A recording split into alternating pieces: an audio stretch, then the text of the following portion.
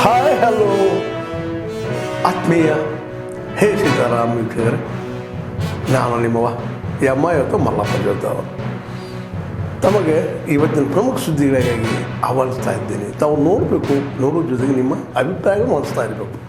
ಈ ಪ್ರಮುಖ ಸುದ್ದಿಗಳು ನೋಡ್ತಾ ಹೋಗಿ, ಜೊತೆಗೆ ನಿಮ್ಮ ಅಭಿಪ್ರಾಯ ತಿಳಿಸ್ತಾ ಹೋಗ್ರಿ ಅಂತ ಹೇಳ್ತಾ ನೋಡಿ ಈ ಹುದ್ದೆಗಳೆಲ್ಲ ಬರ್ತಾ ಇದ್ದಾವೆ. ನಾವು 2D ಕೊಟ್ಟಿವಿ ರೀ. ಬರೀ ಪಂಚಮಸಾಲಿಗಳಲ್ಲಿ ನಿನ್ನೆ ಹೇಳಿಲ್ಲ ನಾನು ಅಸೆಂಬ್ಲಿಯಲ್ಲಿ 40 ಜಾತಿಗಳು ಕೂಡಿ 7% ಕೊಟ್ಟಿವಿ. 15%ನಾಗ 104 ಜಾತಿ ಅದಾವೆ 2Aದಾಗ. 2Cದಾಗ ಒಕ್ಕಲಿಗ ಸಮುದಾಯದ ಎಲ್ಲ ಉಪಜಾತಿಗಳದಾವೆ. 2D ಹೇಳಿದೆ ನೋಡಿ, ವೀರಶೈವ ಲಿಂಗಾಯತ ಯಾವ 2Aದಾಗಿಲ್ಲಲ್ಲ ಅವರೆಲ್ಲ ಸೇರ್ಯಾರ.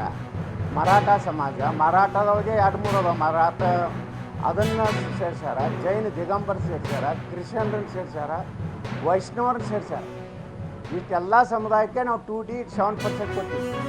ಮತ್ತು ಕೇವಲ ಇದು ಪಂಚಮಸಾಲಿಗಳಲ್ಲ, ವೀರಶೈವ ಲಿಂಗಾಯತರಲ್ಲಿ ಬಿಟ್ಟು ಹೋದಂಥ ಏನು ದೀಕ್ಷೆ ಲಿಂಗಾಯತರು ಇರ್ಬೋದು, ಗೌಡ ಲಿಂಗಾಯತರು ಇರ್ಬೋದು, ಆದಿ ಬಣಿಗ ಇರ್ಬೋದು, ಪೂರ್ವಕಲಿಗ ಇರ್ಬೋದು, ಮಲೈಗೌಡರು ಇರ್ಬೋದು, ಜಂಗಮರು ಇರ್ಬೋದು, ಎಲ್ಲರಿಗೂ ಸಿಕ್ಕಿದೆ. ಮರಾಠ ಸಮಾಜ ಸಿಕ್ಕಿದೆ, ಜೈನ ದಿಗಂಬರ ಸಮಾಜ ಸಿಕ್ಕಿದೆ, ಕ್ರಿಶ್ಚಿಯನ್ರಿಗೆ ಸಿಕ್ಕಿದೆ. ಅದ್ರ ಜೊತೆಗೆ ವೈಷ್ಣವ ಸಮಾಜದ ಅನೇಕ ಉಪಪಂಗಡಗಳು ಸಿಕ್ಕಿದೆ. 40 ಕಮ್ಯುನಿಟಿ ಕೂಡಿ 7%, 104 ಕಮ್ಯುನಿಟಿ ಕೂಡಿ 15% 2A ಮತ್ತು 6% ಒಕ್ಕಲಿಗರು ಕೊಟ್ಟಾರೆ, 7% ನಮ್ಗೆ ಕೊಟ್ಟಾರೆ. ನಾವೇ ಸ್ವಾಮೀಜಿ ಒಬ್ಬರೇ ಗೆಲ್ಸೋಕ್ಕಾಗ್ತದ?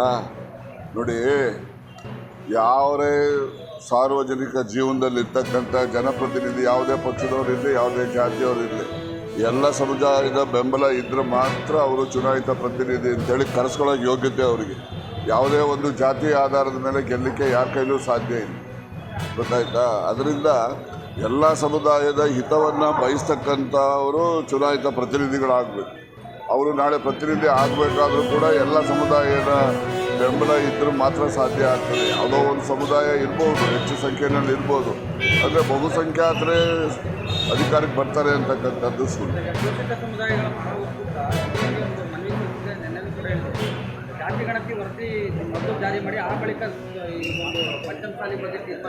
ನೋಡಿ, ಇದು ಭಾಳ ಕ್ಲಿಷ್ಟಕರವಾಗಿರ್ತಕ್ಕಂಥ ವಿಚಾರ ಇದೆ.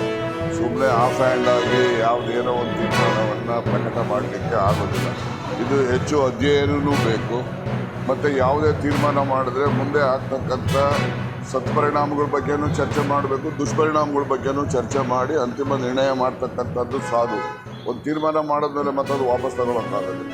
ಆ ತೀರ್ಮಾನದಿಂದ ಏನೆಲ್ಲ ದುಷ್ಪರಿಣಾಮಗಳಾಗ್ತವೆ ಅದನ್ನು ನಾವು ಸರಿಪಡಿಸ್ಕೊಳ್ಳೋದು ಯಾವ ರೀತಿ ಅಂತಕ್ಕ ಚಿಂತನೆ ಮಾಡಿ ಮಾಡಬೇಕಾಗ್ತದೆ. ಅದಕ್ಕೆ ಒಂದು ಸಂಪೂರ್ಣವಾದಂಥ ಅಧ್ಯಯನ ಆಗಬೇಕು. Thank you.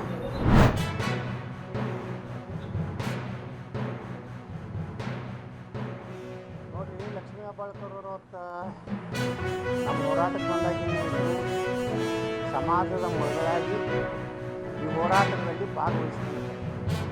ನಿನ್ನೆ ಅಸೆಂಬ್ಲಿಯಲ್ಲಿ ಹೇಳ್ತಾರೆ, ನಾನು ಸರ್ಕಾರದ ಪ್ರತಿನಿಧಿಯಾಗಿದ್ದೆ. ಈ ದ್ವಿಮುಖ ನೀತಿಯ ಏನಂದ್ರೆ ನಾಯಕರದಾರಲ್ಲ ಅವರೆಲ್ಲ ಬಣ್ಣ ಬಯಲಾಗಿದೆ. ಕಾಂಗ್ರೆಸ್ ರಾಜ್ಯ ಬಾಬಾ ಸಾಹೇಬ್